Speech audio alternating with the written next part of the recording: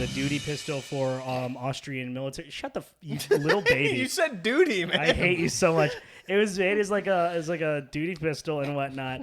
And yeah, dude, that movie. It's a poopy pistol. I hate you all so much. Poopy cock That- pistol. It shoots out shit bullets. Jesus Christ. You just load up rabbit shit in there and it just pops All right, it out like so a the BB point- gun. gun. So the point. Shoot it of at a cat whenever. The point that I was making was that in Die Harder, they're like, oh, these terrorists, how did they get the guns through the metal detectors? They're using these brand new space-age plastic guns that can't be detected by metal detectors, which is not true.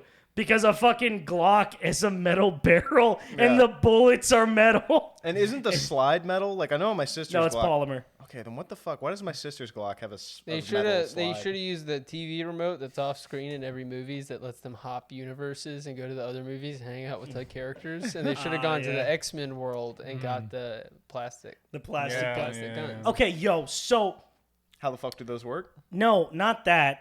No, what is so good about the X-Men movies, specifically the one you're talking about, the plastic guns? Well, actually, there's multiple ones with the plastic guns, but I love the escape scene for Magneto when he just pulls the fucking iron out of that dude's blood. Yeah, that's X2. Yeah. X2, yeah, dude, it's so badass. It's at that moment, it's like one of the few times that you really understand why Magneto is like the big villain and why he's like so powerful in the movies.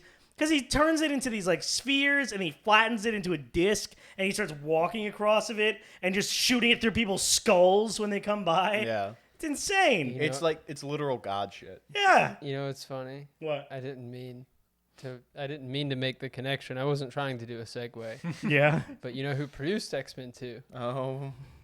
Lauren Schuler Donner. Oh.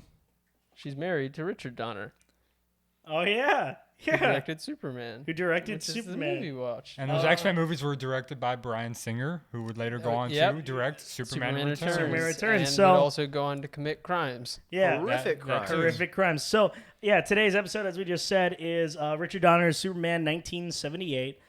You will believe a man can fly. This movie... One of the best taglines ever. One of the I would best say. taglines ever. It's so... Yeah. It's like that golden age of the blockbuster where like all these movies like have these amazing taglines. Yeah. And it's just You guys have? Also, I'm looking at you, Wicked, with Defy Gravity. You're just stealing. Do you this guys? shit. You guys have like a favorite like tagline ever that you can remember that you wanna? I mean, just when or an adventure 65 million years in the making, just when you thought it was safe to go back in the water. Like, these are classics. But I like my favorite one, I think, ever is for Alien. It's like, in space, no one can hear you scream. in space. No one can hear you scream. Yeah, that one's an all timer, definitely. I can't remember any taglines off the top of my head. Actually, From the producers of Like, The My Walking Dead. favorite one is you've never come so much, which surprisingly enough was the Barney feature film Oh my in the God. Rainbow Egg. what of my I blasted my beans so much of that movie. You what? one of my favorite taglines for a movie, although I don't really like this movie, but it's a pretty interesting tagline because it's actually interestingly kind of meta in a way. And it's for the Stanley Kubrick Lolita movie, and it's on the poster, and the tagline is you can't believe that they made a movie of Lolita, because the book was this big controversial thing. Yeah. And it's kind of meta because it's like no other movie taglines are kind of like referencing the production of the movie itself. It's very A interesting. lot of there's a couple specifically when it is like book adaptations, they'll like mention that or something, or a remake, but it's very rare and nothing's as pointed as that. And speaking of Lolita and child predation, Bryan Singer, and speaking Oh of my Bryan God. Singer, Superman Returns. Speaking of Superman Returns, Richard Donner's Superman 1978, starring probably arguably the greatest Superman put to film, Christopher Reeves. Yeah. Probably. I mean, Probably. I mean, I can't think of who's. If you got to rank them, but I don't feel the need. They're to. all different and they do it differently. But part of what makes this movie so great is that like it's sad knowing how this affected Christopher Reeve's career because he's so great in this movie. because he's so great. Yeah. He We'll get does to that. so much subtle stuff that Yeah. like other actors don't do when they're in the role. yeah. It's Like- so good. Like the best special effect in this movie is a scene where where Lois goes to the bathroom and like he shifts from Clark Kent to Superman. Yeah. And all he does is just like takes off his glasses and he changes his posture, Yeah. and then he changes his voice very slightly. It's not as quite as exaggerated as Christian Bale's Batman voices, but it's just very slight. Like he lowers his. Well, when he's Clark Kent, oh shucks, gee whiz, he Yeah. talks Yeah. like this, and then he goes, He's like, "And I'm Lois, Superman. Lois." How you doing, Lois? Yeah. Hey, how's it going?" He Yeah, goes 'cause- full Sigma. Because he completely like alters his personality. Like as Superman, he's like completely confident and like really sure of himself. But as Clark Kent, he's the complete opposite. Where he's like he can't even look you in the eye. He's always adjusting his clothes and his glasses, and he's very Utter socially dork. awkward. Yeah, he's And a it's dork. also because he Yeah. grew up to like old parents, because like they're old when Yeah. they adopted him, and on Mm-hmm. top of that, he grew up in the middle of nowhere, like Smallville, Kansas. And so that's why he uses words like swell. Swell and aw shucks and stuff, and like they make fun of him constantly in this movie. It's for mostly that. it's mostly It's Lois. mostly Lois. She's Yeah. negging the shit out of him. He's a big dork. Well, Yeah. and it's He's and a it's big dork. you know he has this kind of performance, and you don't really see this kind of performance in superhero movies that much anymore, because like back then there weren't these kind of expectations put on there. There weren't all this pressure, so it's just like, no, this is just the role of a character. And Christopher Reeves, he was a fucking professional, so he was just like, okay, well, how would this character react to this stuff? How would he exemplify these sort of traits of his personality? but a step beyond that, even at the time this movie was being made and came out, he was not just playing another character, and that is Yeah, Yeah. Superman big- was a huge. big factor Like- in essentially what you're talking about. The expectations of the day were formed starting with this movie. Yep.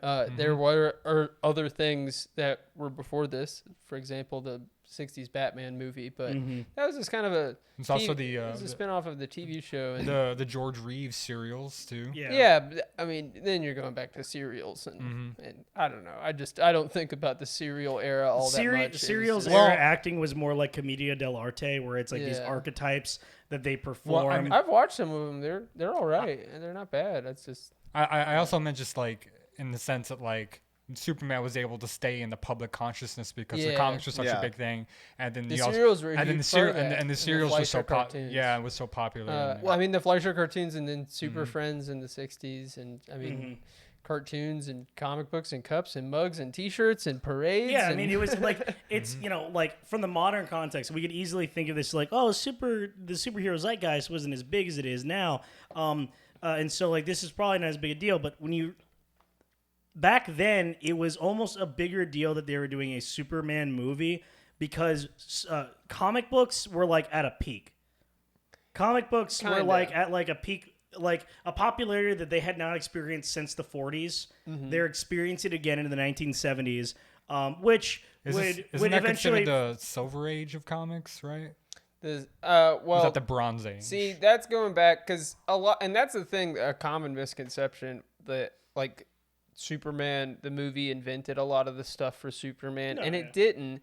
It did definitely formulate like the mind, like going forward of like this is what the character has to be. It, to like a lot of everybody movie who picks up a adaptations, book. a lot of movie adaptations tend to like, since it's the more popular like first exposure, that becomes the norm. Yeah, of a lot but of then I things, mean, yeah. just so many Superman writers grew up with the movie. Yeah, well, it's like That's their version. Jonathan Kent. He dies in this movie. Spoiler alert. I'm gonna fucking stab you in your sleep tonight.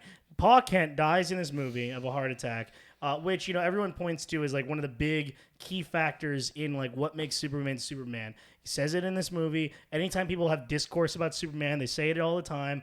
One of the cornerstones of his character, aside from being raised by the best parents, and that's why he's such a good like person, because it's that nurture versus nature aspect.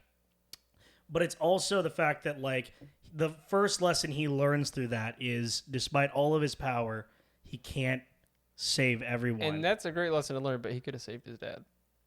He could've just taken him to the ran his ho- ass to the he could have ran hospital. his ass to the hospital. Yeah. Also, yeah. Exactly. I mean, you can still just die of a heart attack either way. Like, I feel like, side note, and it might have been in the extended or something, just a scene of him him in the hospital but dying there, just because it would at least made sense. But you don't need it. Whatever, it's not needed. Anyways, Save my dad. How the fuck are you flying here, dude? anyways, But Who cares? at Paul Kidd's age, I think it's somewhat believable. they just die on the A spot. heart Yeah. attack can kill you. Yeah, well, but also the other thing too, it's like that wasn't always a thing in the comics. It had happened, but if I remember correctly, and then Jacob, you're gonna have to like really confirm this for me because you're or even David, you're a big Superman fan, but you're bigger on comic books than I am. But like that wasn't like the norm until after this movie. It had happened, but it wasn't like the norm. I mean, right? that's still not even the norm. They flip flop in that every 10 years or so. On whether it's like canon that his dad died or not. I mean, as early as like the 2000s, I think he was still alive. And So in Smallville, he lived. yeah, there's a famous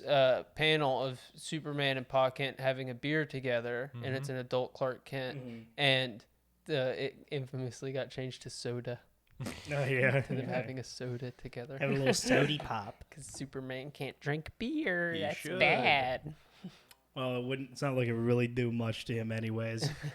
You know, listen. Big sobriety is trying to censor everything and take us down. Superman understands that there's no greater like anything in life than drinking and flying. Isn't that right? Superman supports drinking and driving. Superman kids. could get drunk if he wanted to. That's why I love the movie Flight, because it just shows dudes rocking. It shows a dude drunk out of his mind, high out of his mind, and he lands that plane safely. Extremely high functioning I have a- alcoholic. Extremely high function. Denzel, what's up? I have a crazy idea for a movie that I'll fly by everybody later. It's called You gonna be drunk when you fly by it? I see what you did there. it's- Flyby. Well, it's Very called clever. It's called Boys Flight.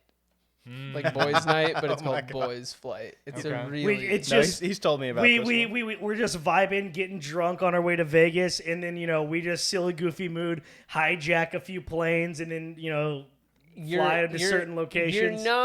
You're not exactly there. Specifically but at the you're World Trade pretty Center close. on the morning, The morning of September 11, 2001. 2001. Wait, what? Hold on. And then wait, one what's section today's of the date? Pentagon. This comes out on Saturday, and That's gonna be the- Sunday is when the audio version comes out. So when you're listening to this 9/11 joke, that's like Kino. That's like mwah, mwah, Happy on the 9/11, day. everybody. Never forget. Oh, Never forget to party. Never forget the party. 2,000 Americans died for why? So we can get fucking wasted, baby. First of all, it was 3,000. Second of all, it's 9/11, 2000 and fun. God. Anyways, Superman wouldn't have been able to stop 9/11 9/11 because he joke. would have stopped the planes and the buildings would have What? blown up anyways. What if the 9/11 memorial holiday wasn't on 9/11? It was they on were like, 9/12. they were like, no, it's too sad. We got to do it. we had to do it another day. June 7th. June 7th is 9/11 Memorial Day. Jesus Christ. Anyways, so We're going back gonna to- stitch Labor Day, the 9/11 one, Memorial Day into another Christmas. We for just everybody. everyone just gets the whole week off. It's like you get the Labor Day It'd week be and then sad, you just I don't know. mourn about 9/11 or whatever. or hate your life, or dude, I love think your it's job, so or- wild. Like, we're all like either young millennials or old Gen Z, depending on how you classify and whatnot. And I all of us have memories of 9/11 in some aspect. It has affected us differently. We don't really have to get into that, but I think it's so fucking wild. There's so many like people, and it makes sense. But it's so wild to me knowing how we grew up with 9/11 and how it affected us, and how every year it's like a big deal to remember it It's throughout school. 2022. It's 2022. They're- There's they fucking can- kids in they're school who are gonna like, be "What at the fuck is bars. that?" They're going to be at bars at the end of the year. Yeah, they like people were like, "What the fuck is?" I don't care. What is it? It's like how we think of the Titanic or the or actually the Challenger. Yeah. More accurately, how we think of the Challenger explosion. It's like I don't. The Challenger was like, what? 1986. It was like 10 people. Yeah, It was- but We it should was not be going to space. So- What do you fucking expect? yo. There's nothing expect up You a there. have nation tempted to God. mourn this. You have tempted God. Only one man can fly, and that is Superman. Speaking of Superman, 1978, Richard Donner's Superman, starring Christopher Reeves, Margot Kidder, other people. Gene Hackman. Gene Hackman. Oh, side note, that reminds me. Ned So Beatty. this movie Beatty opens man. up. Wait, Ned Beatty's in this movie? Yeah. Yeah. Yeah. Wait, who the fuck is Ned? Otis. Otis. Oh fuck, he's Otis Otis. Bird. Yeah, that's Otis, the Hey! sexiest character in all of comics. But Mr. anyways, Luthor. Mr. Luthor. He went from Deliverance to Superman. What the fuck? Yeah. Okay. So like this movie opens up with like the Krypton stuff, as you would expect, Oh, so and it's good. probably the best example of the Krypton stuff, because like okay, this is something that like has been memed on until like forever with it, right? And I've never understood it, especially rewatching it now. What, the crystals? No, not the crystals, the performance What? in the of Marlon Brando? Of Marlon Brando. Wait, they've been memeing about Marlon Brando's Have you performance? never seen any of the like? It's like you Never. watch Family Guy. They make fun of him in Family Guy and American Dad. I and, don't like, even remember that. like Yeah, every no, like I know exactly. everyone like it's like because famously like everything else he didn't learn his lines. He's Yeah. literally reading cue cards. Yeah. And like whatnot. And so it was like it's like a meme that he doesn't care about what he's doing. He's sleepwalking through his performance, but he gives such an amazing Shakespearean performance Like- as Jor-El. Like there's that I wrote down one particular monologue he has because I just think it's such a beautifully written monologue, and he delivers it so well. It's like yeah, he's reading it off of cue cards, but like he's still like he gives it so much gravitas and weight. Like he's delivering a Shakespearean like soliloquy. And Marlon It's Brando knows fantastic, weight. yeah, and Yeah. it's like he says, we'll probably discuss this later, but like, you will travel far, my little Kal-El, but we will never leave you, even in the face of our death. The richness of our lives shall be yours. All that I have, all that I've learned, everything I feel, all this and more, I bequeath you, my son. You will carry me inside you, all the days of your life. You will make my strength your own, and you will see my life through your eyes, as your life will be seen through mine. The Son becomes the Father, and the Father the Son. This is all I am, all I can send you, Kal-El.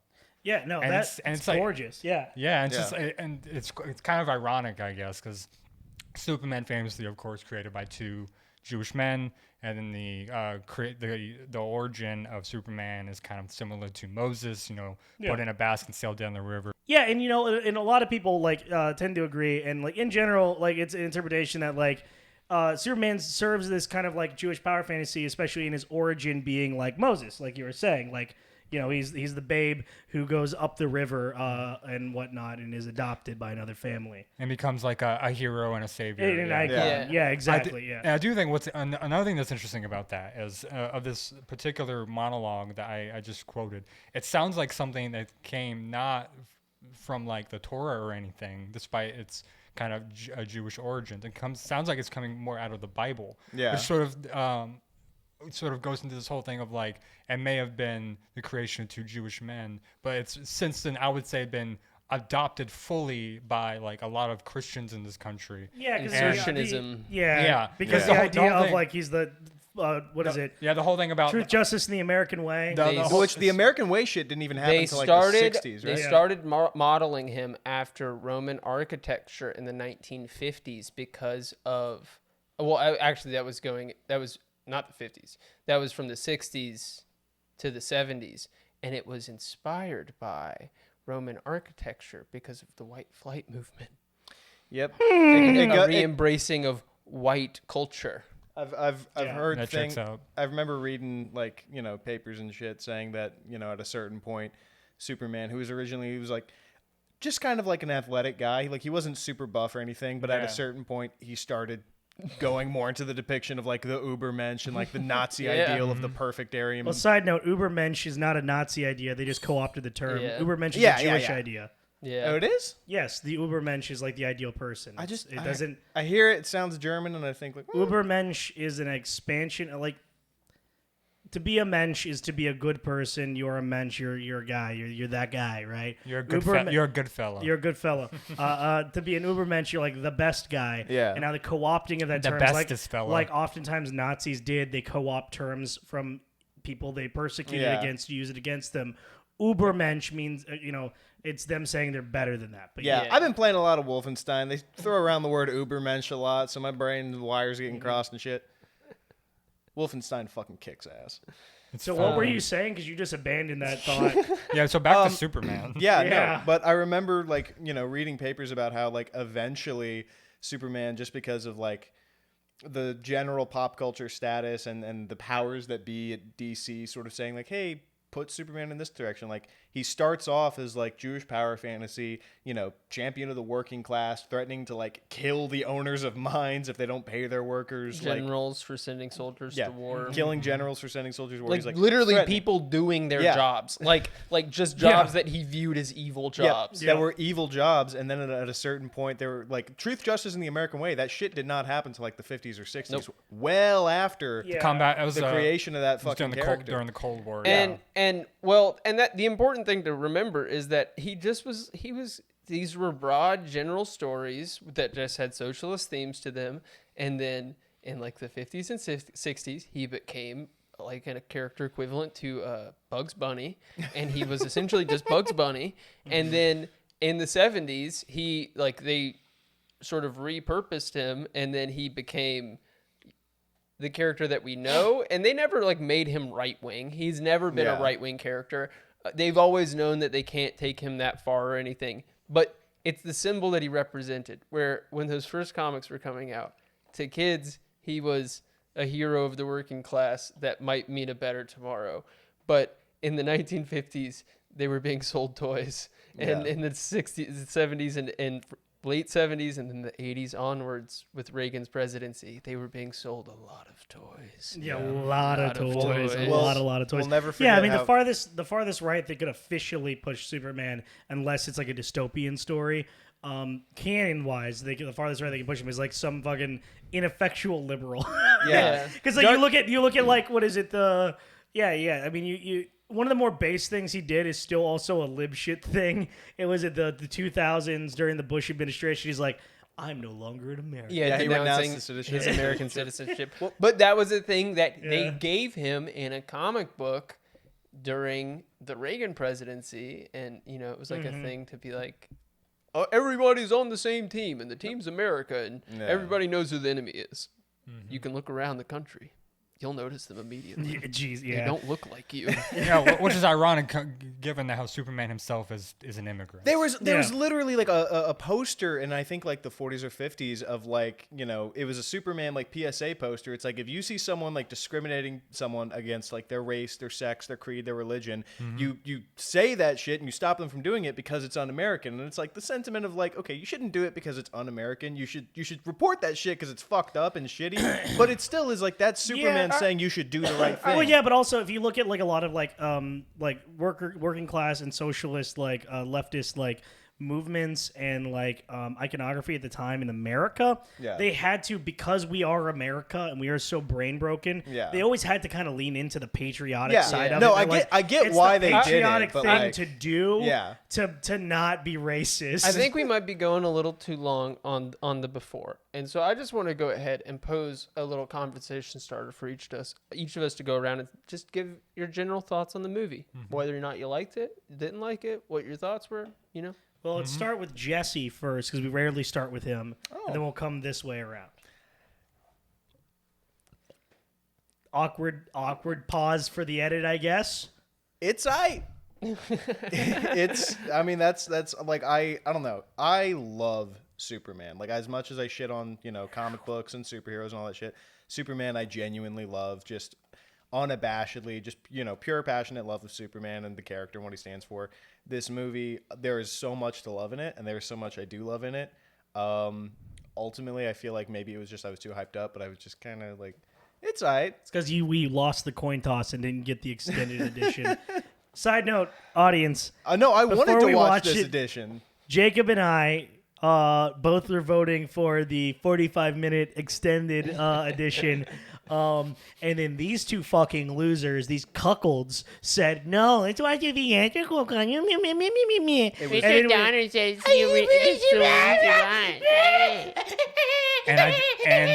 And I Then we flipped a coin, and unfortunately, that cuckold coin landed in their favor. So we watched here's the thing. theatrical How cut. fucking funny I don't would it regret be? it. So How fucking funny would it be though if I ended up watching the extended cut and I was like, oh no, actually it all clicks. This is the greatest fucking movie ever made. Like Zack Snyder's Justice League. I actually do like Zack Snyder's Justice League. let's not talk about Zack Snyder's It's a, Justice, it's Go a, ahead. not Go yet. ahead. Go ahead. Zack Snyder's Justice League's great. It is. Let me just get that out of the way. It's great. All right, go ahead with your My feelings. thoughts on Superman. I love this movie. I've seen it a bunch of times, and you know, I wasn't in love with it as a kid. I thought it was a little boring.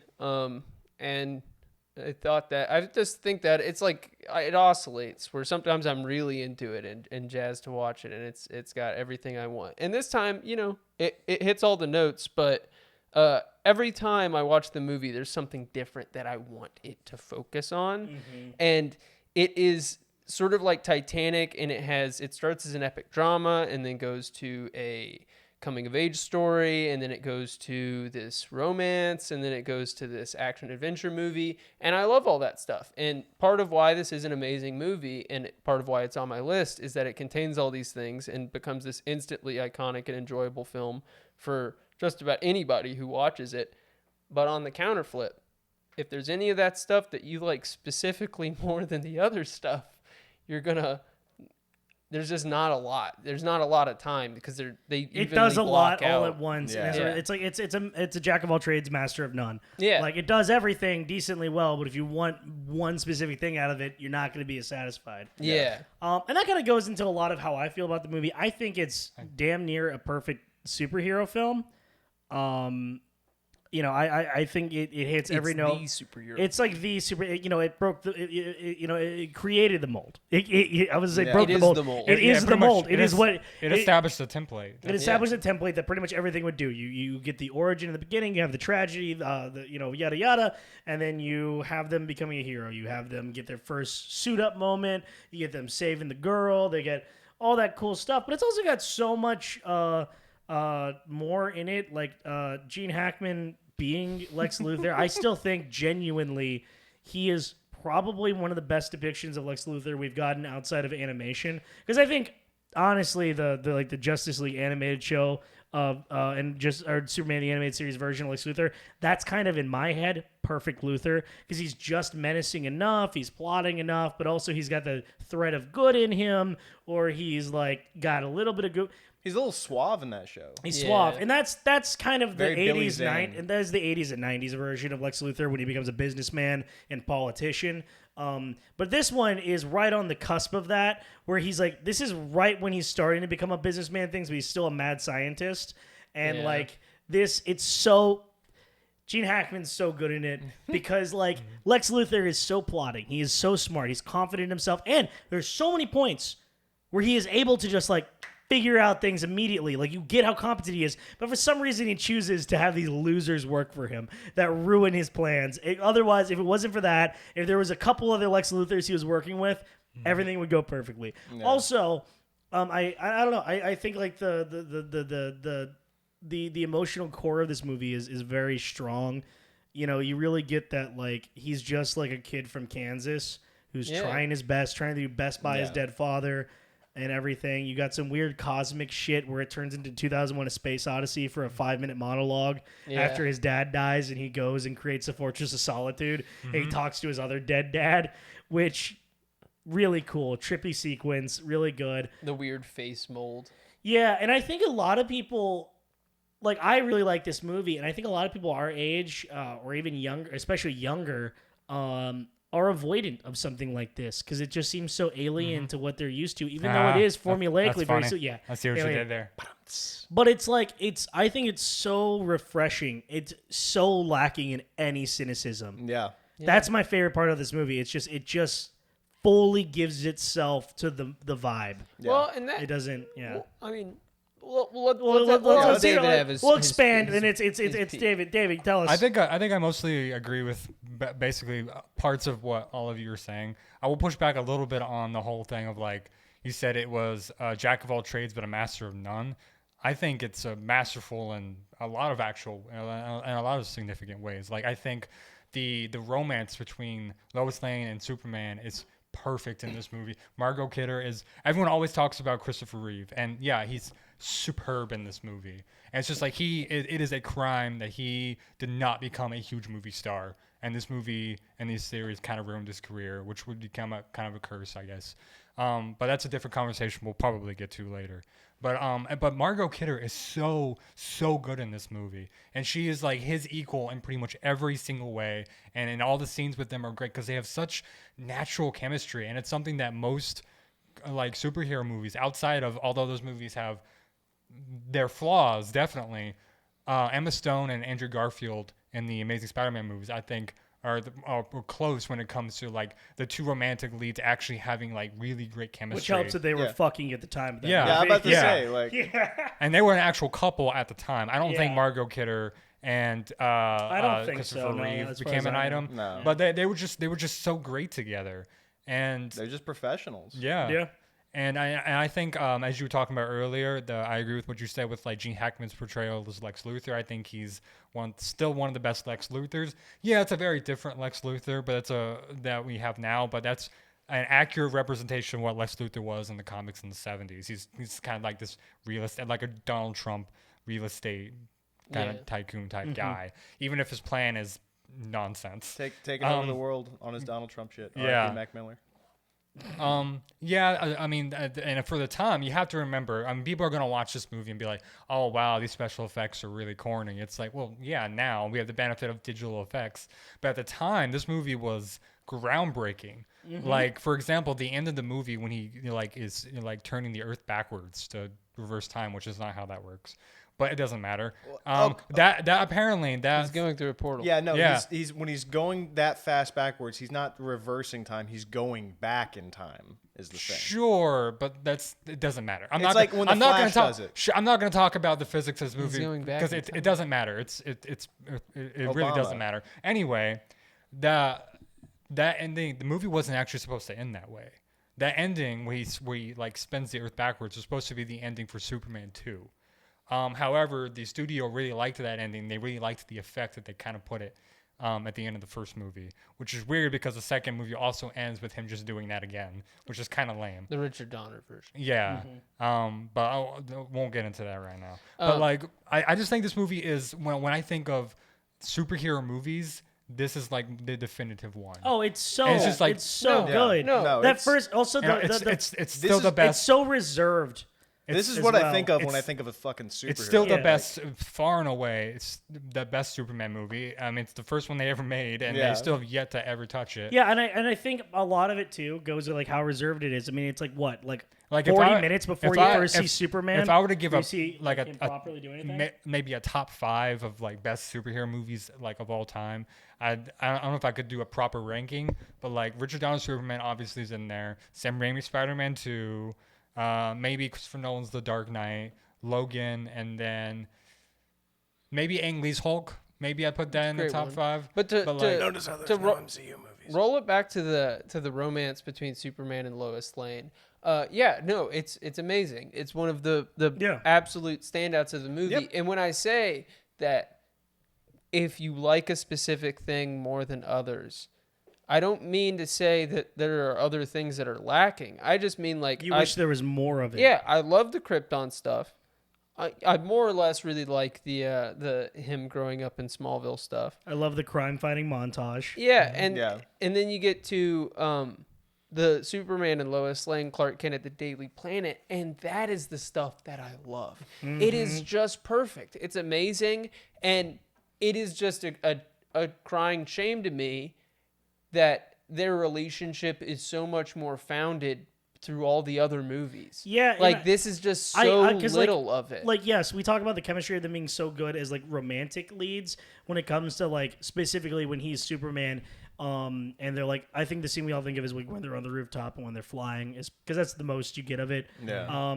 But I think genuinely, while that's amazing and it's hard to get that kind of chemistry, I think their chemistry works so well as well when he's Clark Kent and she's like shitting on him Yeah. and she's jealous of him too. Because that's the other thing. She's so good at giving her performance. Not only is she confident in who she is and she's shitting on him and whatnot, but she's also intimidated by him because he is a man who is, at least writing wise, according to her editor, competent, and it's the 1970s. We can't forget about this aspect.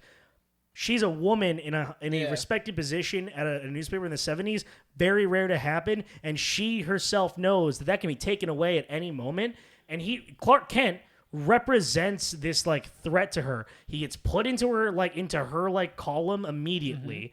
set as an equal to her right off the bat, and then he's like so like clean cut that she immediately thinks he must be like really into prostitutes or gambling or something, because like there's no way But that's there's anyone also that's part pure of and it. clean cut. And then like he's also very efficient because he uses super speed to type. Well, he's a very efficient typer, so he gets his shit in on time, and it's like he is a threat to her. But from his eyes, he's aw shucks Kansas 1950s. He doesn't see that he's a threat to her job and to her existentially. So he just really likes her, But- and he likes being on this level with her Yeah, and yeah. stuff. And so like it's like this one-sided rivalry where she fucking wants to shoot Yeah. down everything he does, but he's just like, oh gee whiz, isn't it great we get to be together? And I think that existential jealousy that's what I always notice more. Just that idea of like, oh, well, he's so put together and he's seemingly a good person, and I feel like I'm a good person, but I can be mean sometimes, and I can be messy, and I cannot spell all the words right,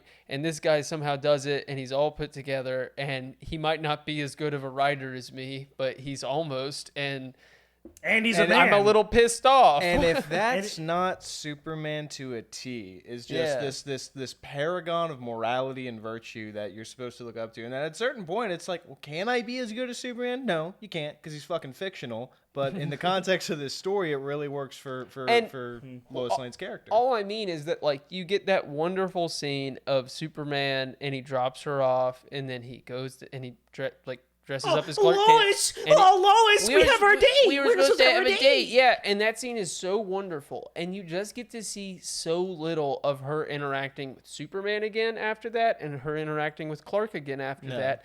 And the idea of a love triangle between two people is a great foundation for a movie. Yeah, and well, because it you also just don't can get to create. see- Not only does it have the classic conflict of a love triangle of which like who's going to be with who and all of this competition, but it's also this internal conflict with himself of like, who am I really? That is the question that I wish was asked more in Yeah. this movie. Of am I Clark Kent, the geeky kid from Kansas?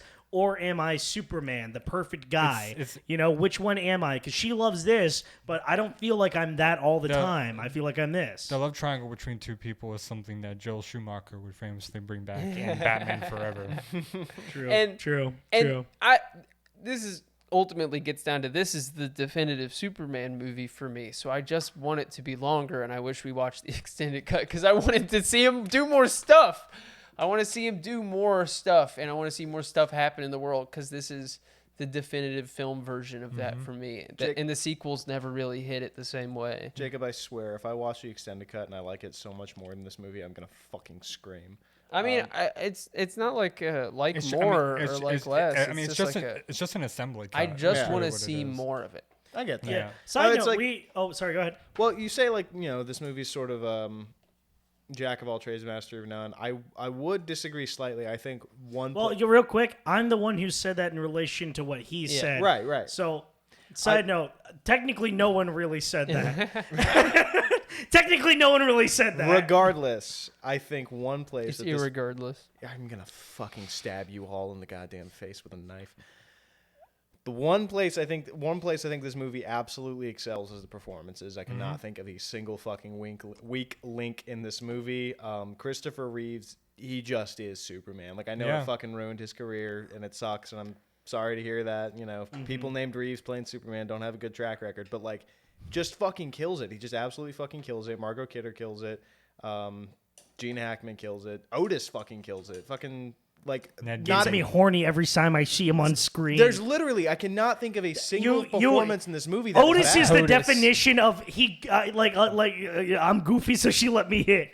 Like, that is exactly what It's he like is, you man. get Terrence Stamp and the two other Kryptonian character actors who I don't think they even have lines in this movie, but they just they fucking. They don't have lines in the second movie either. Hey, just- side note, can we talk Forgive about us! can we talk about the Kryptonian or the Krypton real quick? So going back to that, I mentioned it while we were watching, but it's kind of fucked up that Jor-El is I created an entire construct that is expanded in the later movies is essentially A dimension of pain, right? no, Oh, no, I'm that thinking of you're Hellraiser. don't jump in because you just went on to a different thing that I was talking about. No, he creates a construct of himself that is essentially a simulacrum of himself to the point that it's like he's still alive, because we see in the later movies expanded on, he is not a pre-recorded thing. He's reacting and answering like he's a person. He's not him. It's a simulacrum. But, like, isn't that fucked up he didn't do the same for his wife? Well, that's he the wanted to thing. be the only thing in his son's life. That's the thing, is what you don't see is Clark has a sack of crystals, and each of them contains a different just dude.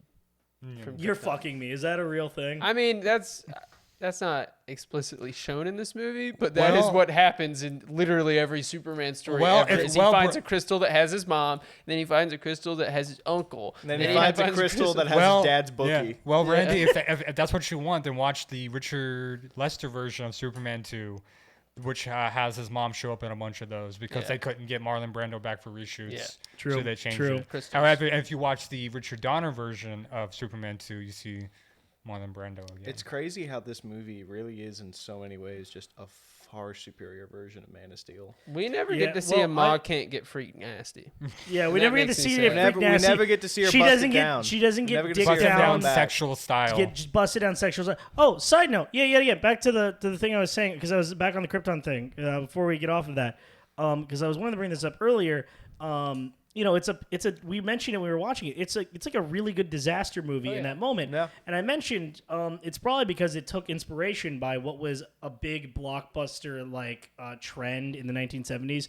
A lot of people don't remember this, but disaster movies were a big thing in the 70s because you were able to do them and for a decent price, and they were like they looked good. You can get big name actors with Charlton Heston. Earthquake with Charlton Heston, but I think the biggest one I would think of when watching this is probably Poseidon Adventure, which has Gene Hackman as the lead in that movie. So it's kind of very funny that like. And didn't Richard Donner direct some disaster movies? I don't know about Richard Donner's career. Does anyone know? Well, from what I know about Richard Donner's career is he directed Superman, obviously, was supposed to direct Superman 2. Those movies were shot back to back. It was going to be one of the first kind of movie series to do that.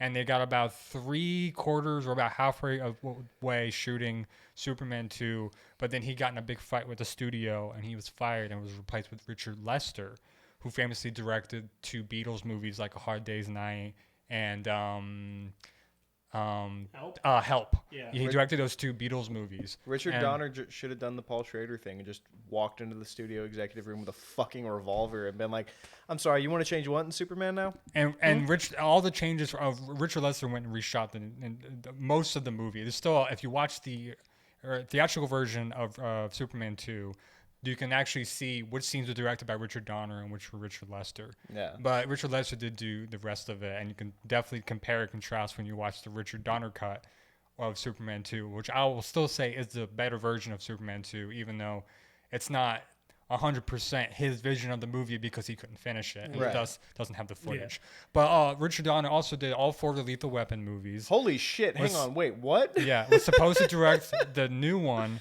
but died before that could happen. I mean, he lived to be very old. He was like in his 90s. Yeah. Like he directed Superman when he was like in his late 30s. So he had a career long before that. And he also famously directed The Goonies, which most people always assume is Spielberg because he did produce it and his name is all over it. But I knew it wasn't Spielberg. I had no fucking idea it was Richard Donner. No, it's Richard Donner. That's he also directed the movie he did directly before this, and it's the reason why he got the job was he directed the original The Omen. Yeah. The Omen. Yeah. Mm-hmm. Little demon baby, though. Yeah. It's kind of weird that even back in the 70s, they were doing that trend that the Hollywood still does is pluck a kind of a director from who maybe made a director like a horror movie or two. Yeah, take like an indie director who's like popping off. And then have them direct a big blockbuster. That's something that they've been always doing. Because they don't have experience with small budgets or with big budgets, and they're easy to boss around. Well, at the time in the 70s, that wasn't the case. And it was required. It was required that he knew how to do special sections. Yeah, exactly. Also in the 1970s, that what you just said is accurate to now with the MCU and a lot of, but in the 1970s, that wasn't the case. It was the new Hollywood era, so it was more of like trying to just desperately get new eyes and visions in, and Richard Donner was a part of the new Hollywood movement. Same with Steven Spielberg, another person. And this ended it. This movie fucking nail in the coffin of that era. And I love this movie. I think it means it's important and special to me. But Star Wars comes out in 1976, and it gets this massive toy marketing scene, and suddenly people start to look at movies differently, and They're they start not to art, think they're products. they start to think more about what they can do with the movie and what the movie To can do for monetize it them. outside of And it. then Yeah. Superman is the first, because Star Wars was an original thing, but it was kind of an adaptation of some shit from Marvel Comics and some shit from DC Comics. And Flash then this, Gordon, famously. yeah, and then this was taking and not just a character, but a marketed and marketable Proven, icon, tested. proven thing that they knew there was an audience for, and it sold bukus, and it made a lot of toy money, and it didn't immediately start the trend, but Yeah, and it is. I will say that this is probably like, it's not the end of the new Hollywood era, but it is like the downturn. This is at the peak. I would say this is like the absolute at the peak of it. So, quick expansion of the new Hollywood era, because this is part of the podcast, is like a little bit of film education. We're using a term that a lot of people probably don't know if you're not like, you didn't go to film school like us or take a film class, at least. New Hollywood era was like the late 60s to the late 70s. It's an era in Hollywood where the studio system kind of collapsed. It's no longer what we call the golden era of Hollywood, where they're just like contracting directors and actors to come in. You have a picture deal. You do like 10 pictures for them, and it's just get it out. Just be within budget and get something out we can put to theaters. It's not really a focus on like the artistic value of it. It's more focused on the product value. By the time we get to the late 1960s into the 1970s, we have the rise of like these film festivals being like a big way to market your movie. We see a lot of people like going to see independent films a lot more often because they're cheaper to make, and people started to see the artistic value in film. And so Hollywood wants to get in on that. So the new Hollywood movement is often also called as like the beard bro era, in which they get a bunch of like hippies who are like fresh out of film school. I can see so many of their faces Yeah, in my mind right now. it's your Scorsese had a beard back yeah, then, right? yeah, it's your Martin Scorsese's, your Steven Spielberg's, your George Lucas, Lucas's, Francis Ford Stanley Coppola, Francis Ford Coppola, Stanley Kubrick, Brian your- De Palma. Brian De Well, Palma. Stanley Kubrick was before that. No, he was before that. He was but before he that. was a beard bro. He was He did have a beard, yeah. He's actually, because he was an international director, he's a part of that movement towards it. Because yet again, the international film market being so popular and being seen as artistic is a help to push towards it. Even though he was working within the Hollywood system before He also had a few pre-New Hollywood era movies. yeah.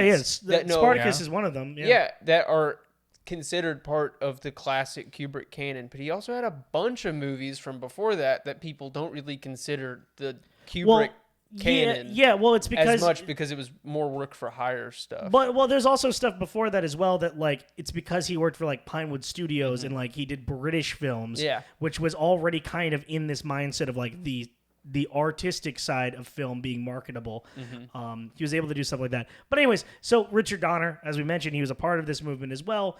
He's able to do this. So the idea is they get these like young bucks who have like one successful like small budget like fucking feature of some sort they do, or they have some student film that pops off. Studio hires them for pretty cheap, and then they give them budgets for whatever dream project they have, and they go, hey, for once we're going to be director focused. You get to make what you want to make, and we'll give you the budget to make it, and that's it.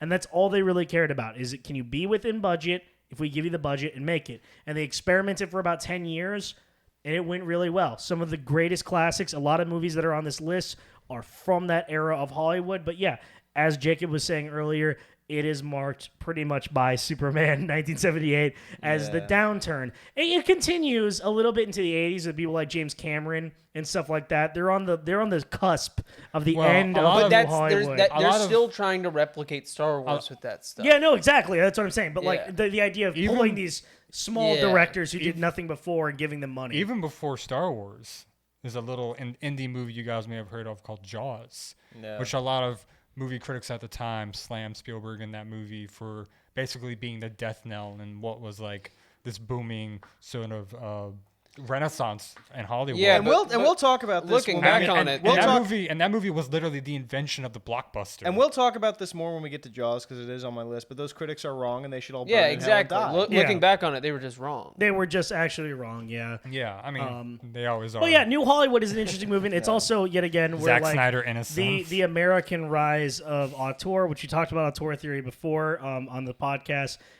That rose in Italy in the 1940s and more specifically in France in the 1950s. But this is when America got a hold of it. Anyways, continuing with what we were going to say, speaking of auteurs, Richard Donner is an auteur director. You can tell what movie is his because it's fully his. Another one, more modern director that we can talk about is Zack Snyder. Hey, speaking of Zack Snyder, Jesse, you wanted to talk about this earlier. Go ahead. Very, very briefly about Richard Donner. I want to say he was more of a journeyman director. Do you know What the fuck does that mean, Kobe Bryant? So was Zack Snyder. You got to explain the journeyman. No, a journeyman is a person. I'll just touch on this very briefly, just because you asked. So I imagine most people, other people might wonder. A journeyman is a person who kind of wanders from like project to project. Gotcha. Like there are a lot of real like. These aren't necessarily big names that like your daily film person might be able to say like, oh, I know their entire filmography, but like they're usually very consistent and they usually get jobs in Hollywood just because they pump out good products. Because like The Omen, Lethal Weapon, Superman, very different movies, but very consistent quality. Actually, he was more like a paladin or a priest director, much like Zack Snyder. Zack Snyder, go ahead, Jesse. Zack Snyder. Okay, so credit to a lot of this from Jacob because we were discussing this a while, but there are a lot of similarities between this movie and Man of Steel, which, for the record, I don't think Man of Steel is very good. I think there are good things in it. I think it has so many problems that bog it down. It's but mostly like, Michael Shannon. Michael Shannon is fucking amazing in Man of Steel. He is, but that, I mean, you know, big similarity is you do have. The fuck was that, dude? For context, Jacob just did a weird fucking face. I don't know what that was about. Were you saying I will? I don't find know him? why you all stopped, but yes. Go ahead. Absolutely. Go I'm ahead. not gonna- I will find him. Fucking rest in peace, headphones users. I know. Oh, you mean is all that four, what you all wanted? four of us? Is that what you wanted, Mister? What are you doing? You know what? You didn't have to lean into the mic when you screamed. You can back Oh, up no. off the mic when you No. Zack I had Snyder, to. Man of Steel, Richard Donner. Okay, there are a lot of similarities between this movie and Man of Steel that I Yep. realized while watching this. Very intentional. It is sort of the origin of Superman. It is, you know, and it's a lot of it's kind of superficial. You get the death of Pa Kent. You get Zod, his female companion, and his large brute companion. Meeting and falling in love with Lois Lane. Meeting and falling in love with Lois Lane. A lot of just sort of like the build-up of Superman. You don't get the final fight because Zod is barely in this movie. He's barely in Richard Donner's Superman. He shows up in the beginning as set up for the sequel, and then that's it. But I do feel like Zack Snyder, to a degree, was trying to sort of emulate this movie on some level, or like take inspiration from it. Because one, I feel like that maybe that was a studio thing of like, hey, this is really popular, you should do it. Like, I'm pretty sure at a certain point he was like, no, I don't want to put the John Williams theme in this fucking movie. But you mentioned Jor-El's speech. And Jor-El's speech in this movie, the Marlon Brando speech, is fucking beautiful. It is a work of art. Yeah. Fuck, what's his goddamn name? Australian guy through Russell a phone. Crowe. Russell Russell Crowe. Crowe. Yeah. Russell Crowe has a very similar speech. Also, the beginning, a few minutes of both of these movies are on Krypton. John 3:16, and I give the world my only son. That's the Russell Crowe version. God. Well, the Russell Crowe version, it's like it's not bad. It's you heard it in the trailer of like, you will give them an ideal to strive for. They will stumble, they will fall, but in time they will join you in the sun. And it's like it's nice, but it's not Marlon Brando. Well, I'll get real quick. That is also just directly lifted from the Marlon Brando speech. I mean, don't remember. Yes, he literally says like the human. I send you to humanity. They are not perfect. They will stumble. They will fall. However, you will give them an ideal to strive towards. You will be. I don't the think guiding he light uses to those them. exact words, does he? David. Not exactly, but he gives a couple of speeches that are similar to that. Like there's one that he gives to him when he after he makes the Fortress of Solitude, where he says they could be a great people, Kal-El. They wish to be. The only lack the light to show the way. Yeah. For this reason, above all, their capacity for good, I have sent them you, my only son. And it's still, and both of those speeches do get the central idea of Superman, which is, and it's part of the reason why I love the character so much, is because both in the context of the story and in the meta context in reality,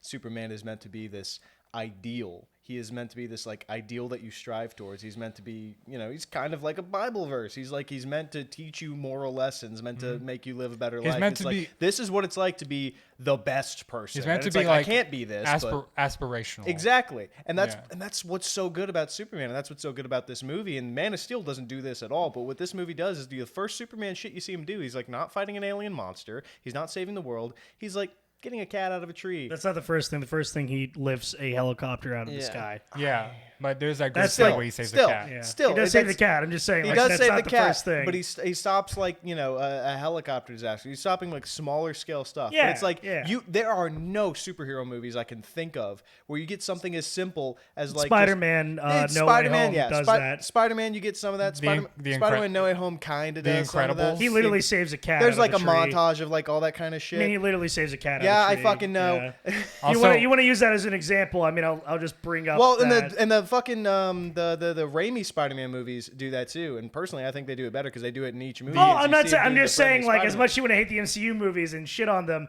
and say nothing else does it, like they did do it too. Yeah, it's no, just I'm not saying not they as didn't well. do it. Can I talk about something that pisses me off for a second about Go ahead. about Man of Steel and people's Go thoughts ahead. on Man of Steel? So Man of Steel, I fucking hate this movie for one. I actually don't think it's that bad. I do not like it. I do not have it most of the time. Don't have an enjoyable time watching it, except for like kinda like it's sick as fuck kinda, but also it's just like a lot. Yeah. But a lot of people will be like, "Oh my god, Jor-El in the Man of Steel movie is so wrong. Oh my god, Pa Kent in the Man of Steel movie is so wrong. Oh my Kent." You're all wrong. You're all incorrect, and that's not problems with the movie either. It's like a character not acting how you want them to act is not a problem with a film. It's not a plot hole. Them, Right. saying, It's "Oh, a choice they make. man, William H. Macy in Fargo, he makes a lot of bad decisions. I hate this movie." And it's like, that's a fucking Yeah, the point. way I look at it when it comes to specifically the Pa Kent thing in Man of Steel versus like most depictions of Pa Kent. Him it's- dying, yeah, it's stupid. Yeah, the way he dies is dumb because honestly they should have gotten the message across a different way. Yeah. Like a heart attack because he can't prevent a heart attack. But also it's like him. Also, he doesn't have him- to die. Yeah, he doesn't. And his lesson to him in that movie is like, hey, never Never do help anything people, with your yeah. powers. Never do anything. No, Or it's because they'll not. come for you. No. And that's the thing that I guess bothers me about like the interpretation of Pa Kent in that movie. Because I get it. He does say like, there's an infamous line from Batman v Superman where Ma Kent goes, "You don't owe this world a thing, Clark. Like you don't have to be this. You don't have to do this." And that is echoed in a lot of what Well, Pa that's Kent not is saying. Well, I don't think that one is the issue. I think what it is specifically is when he's like, "Don't save that bus full of children. You'll out yourself." Nor No. in as well him going, "Just let me die.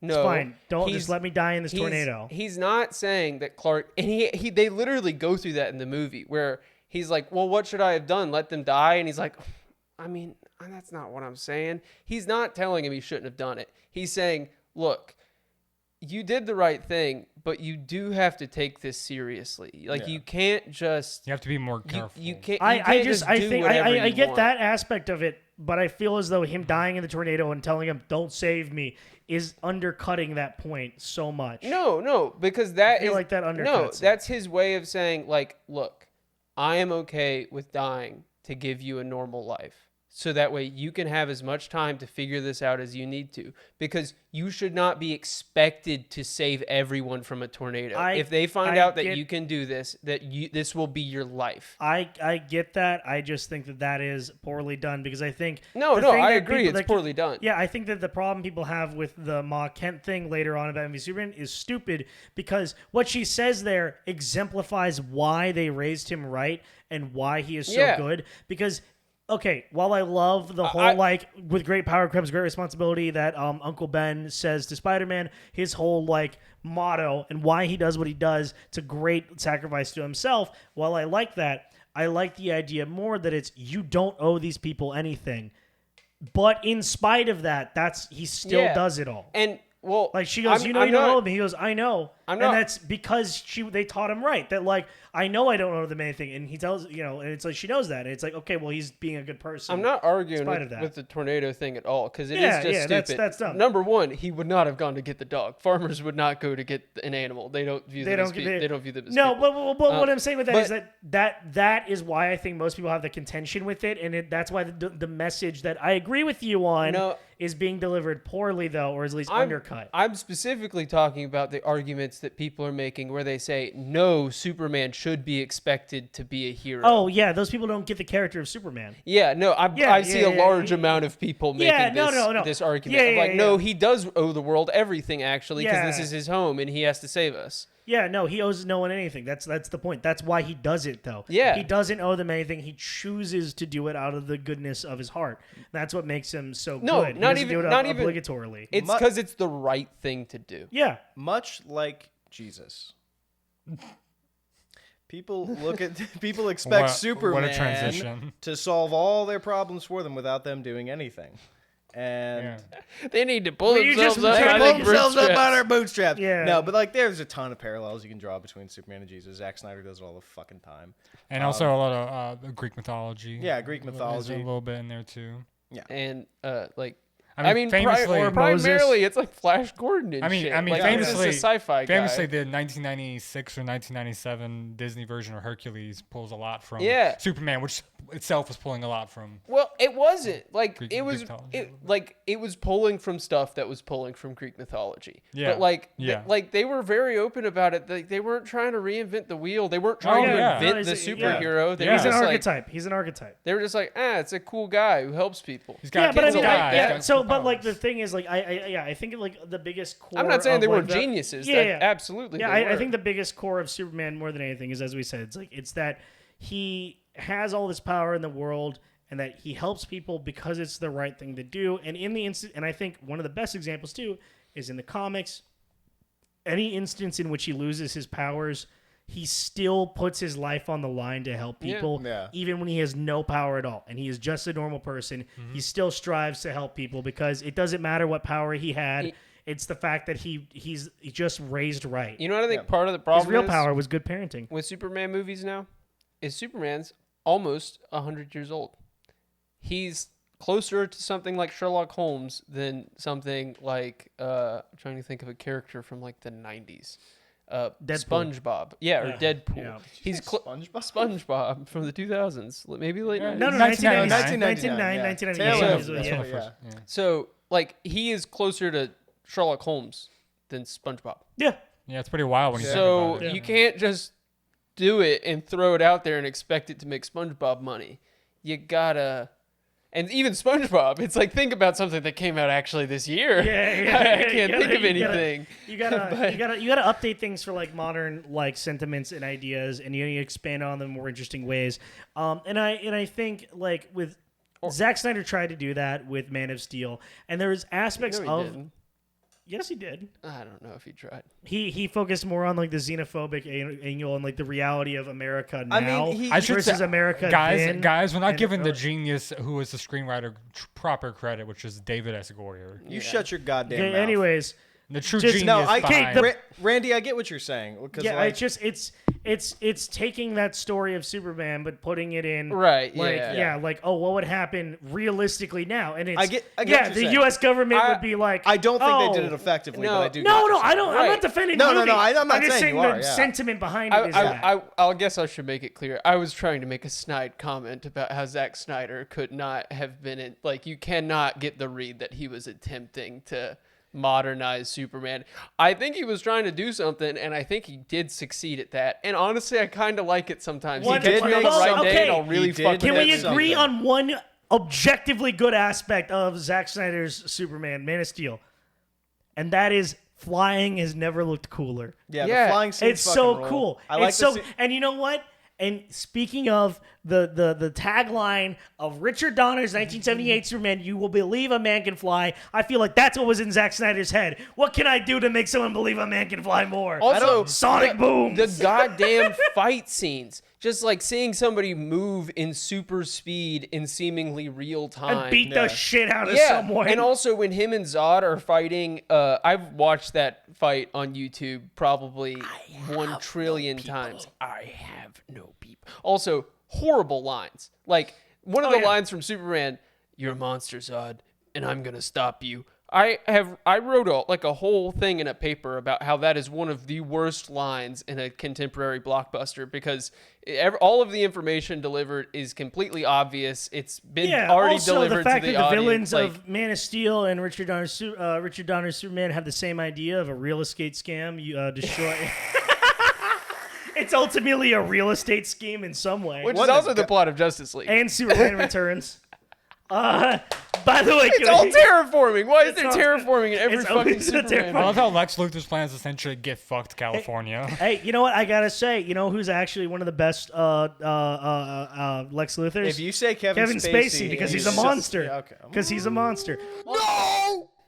Jesus Sorry. Christ! Don't scream. If you're I gonna know. scream, don't do it directly into the mic. I you know. I monster. knew I shouldn't have done that. Jacob, but- I feel like I should let you know there was blood coming out Yeah, of my ears okay, this so- morning. Pretty basic opinion, but Michael Rosenbaum also did a really. Oh really no, good Michael job. Rosenbaum did great. Okay, PG represent. okay, real quick. Back to what I was just saying about Kevin Spacey, though. Yes, he's a horrible monster. He's a piece of shit. But one thing I will say, when I was watching this movie and I was watching Superman again with you guys, and I was like, fuck, he really was perfect casting to pick up Gene Hackman because A, he looks like Gene Hackman, and B, he's got that same fucking energy as Gene Hackman, and it was fucked up that he was such a perfect casting for that role. I also think Brandon Routh was pretty damn good casting. Oh my for god, Superman. he's amazing. Yeah, I think that He the does look- biggest problem is the fucking costume they put in looks so stupid. It's got that dumb fucking texture that every And costume from that fucking it's- era it's had. 'Cause they all- were like, we Also, can't have it be it's got like cloth. a That's plastic. stupid. It's got a plastic leathery cape. It's just it's also- maroon. and I Also think the much- cape was mainly done for CG reasons because it's easier to emulate something that looked like that with CG than proper cloth at the time. Yeah. Also- to get it a shine. Yeah. Also, anyways. much like with Man of Steel, the biggest problem with that movie is the script. The script is terrible. It's boring. It's boring. That's the biggest problem with Superman Returns. It actually has some interesting stuff in it. Also, Lois Lane, and- from her perspective, got raped by Superman. I hate to give Doug. I mean, she gives birth to a baby. She doesn't remember being with him. No. I don't- And this baby lifts up a piano. What is her first thought? Also- When did I get raped by Superman? I don't want to give. Superman is a deadbeat dad. I don't want to confirmed. give. I don't want to give Doug Walker, fucking piece of shit, Doug Walker, any credit. Nostalgia critic, fucking piece of shit, Doug Walker, any credit.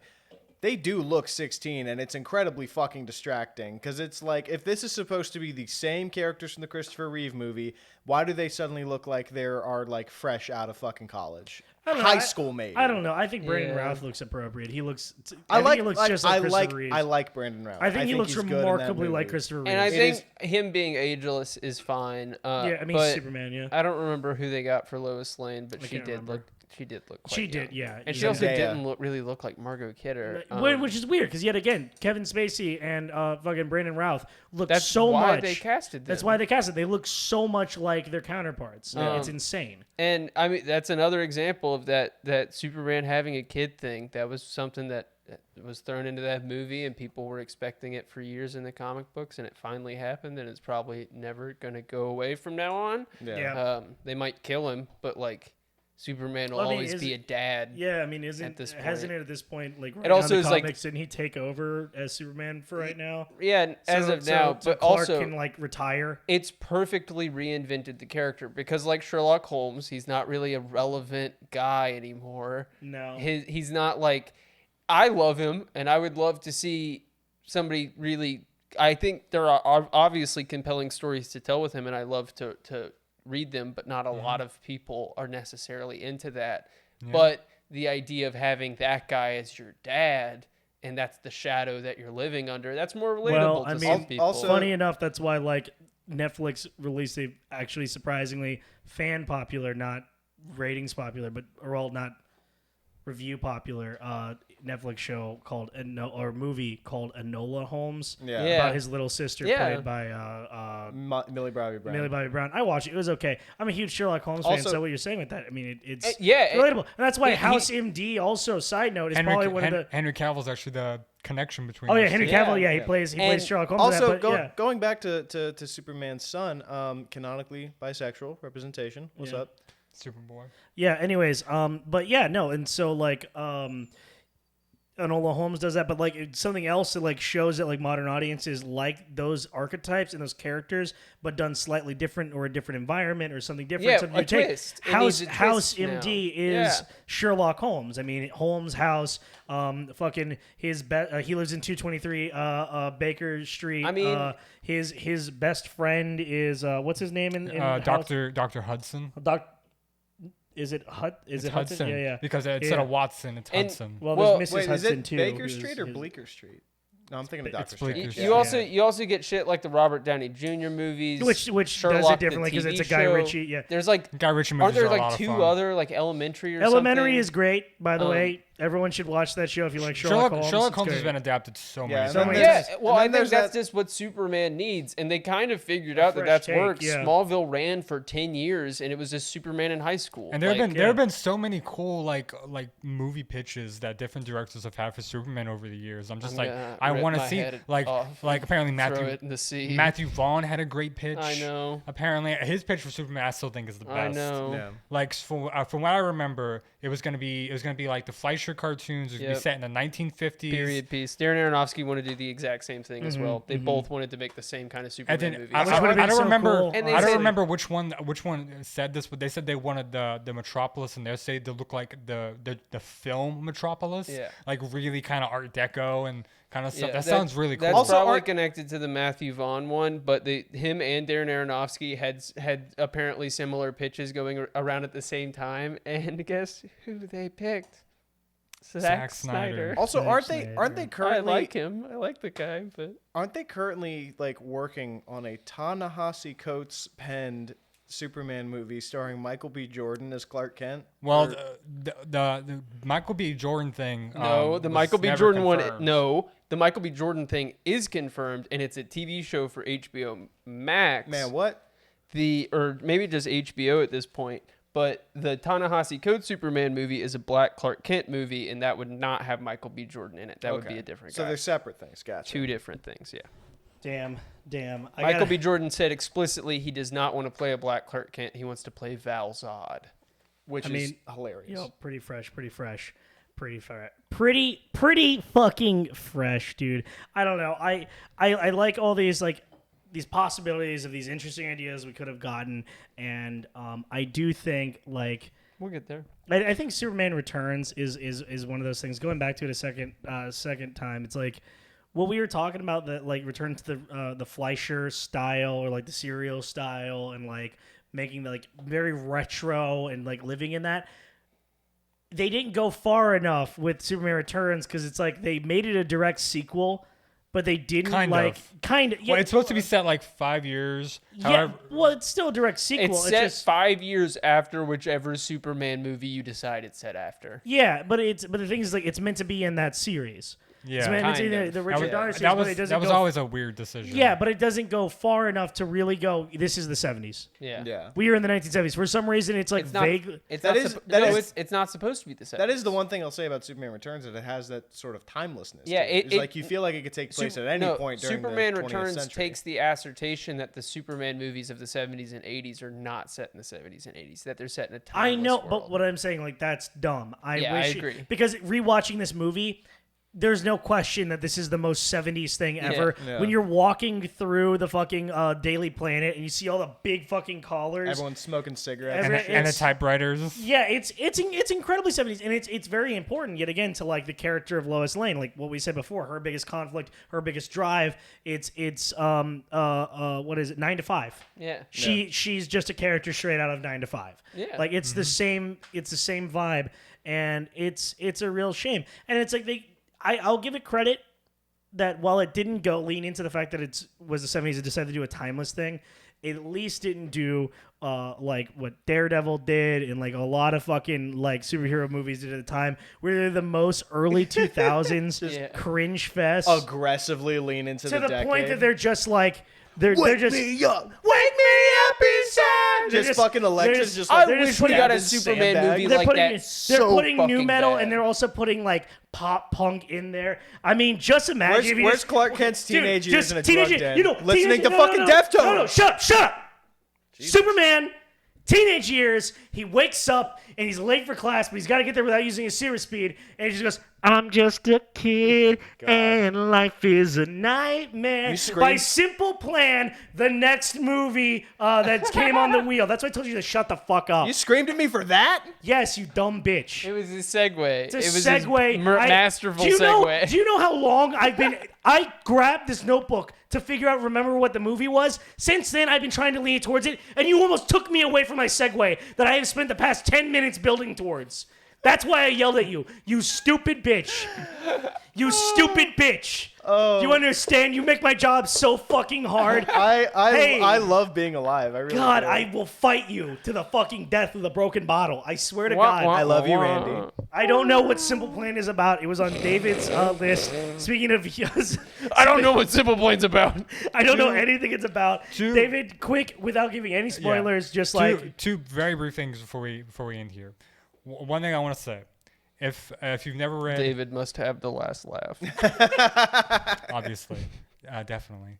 If you enjoyed this movie, or even if you didn't enjoy this movie, Illegally download and it. you're looking for some kind of Superman thing to really get into Superman, because maybe you're a person who doesn't really like Superman, I say you should go read Grant Morrison's masterpiece, All-Star Superman. Yes. Yeah. Which I think, Amazing. outside of this movie, is the best Superman definitive Superman thing yeah. that's ever been And it's the created. second best comic book after All-Star Batman and Robin the Boy Wonder. Of Of course, course.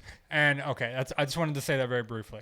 Now, to talk about A Simple Plan, it is a movie directed by Sam Raimi that a lot of people often forget was directed by Sam Raimi. Which we have a bunch of Sam Raimi on our list, and this is like the least likely this is- one to present to you first. Is this Sam movie, Raimi. this movie was kind of sandwiched in between like Darkman and the Spider-Man movies from like 2001.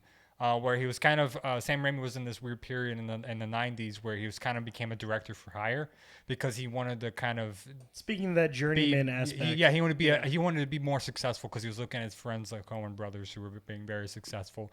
And so after Darkman, which was like a big passion project for him, and did okay and spawned a couple straight to video sequels, but wasn't a massive hit. I don't think Universal and him were expecting it to be. So he moved on to other projects, although the sequels were made with his blessing. And so he made, in 95, he made The Quick and the Dead, which is a pretty cool little Western movie. Last I checked, at the time of this recording, it's on Netflix, and you're looking for something to watch, and you're a big Sam Raimi completionist or a big Sam Raimi head, check it out. It's got it's a movie that was produced, it was a big passion project of Sharon Stone.